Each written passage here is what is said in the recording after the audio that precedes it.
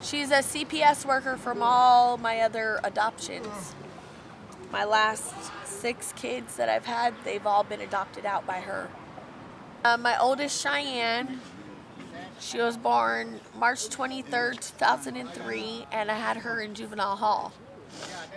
Back then, in the 90s, they didn't have adequacy to prepare families for reunification services, and my daughter was adopted out. I had a son 11/23/2004, and he was adopted out just because I had an open CPS case with my first one. It wasn't shut all the way. It doesn't shut for 5 years. And then I didn't have any more kids until 7-8 years later, and then I had 7 kids back to back. I lost 3 of them. I delivered one.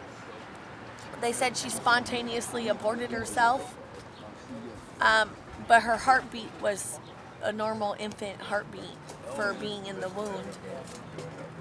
My son Marley lived to be 1 year and 5 days old, and he got out of the hospital when he was 6 months, and the judge gave the foster parents permission to take him to Mexico, where he fell ill again, and they had to evac him to Children's in LA.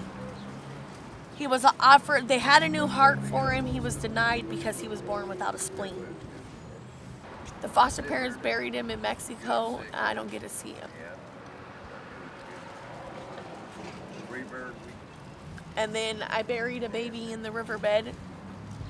I had an abortion, and I didn't have a home, and I didn't want the raccoons to feed off of my fetus, so I buried him.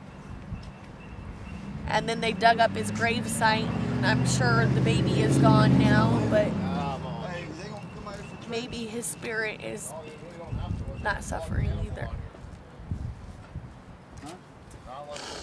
And then I have a cousin who's raising my daughter, Naraya.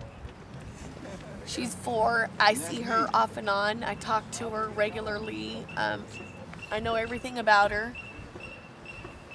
My oldest son, he'll be 15 this year, and he wants to know who I am. So I have that to look forward to. I just don't want to be stuck doing the same thing when they come look for me. Homeless, struggling, lost like the rest of the souls.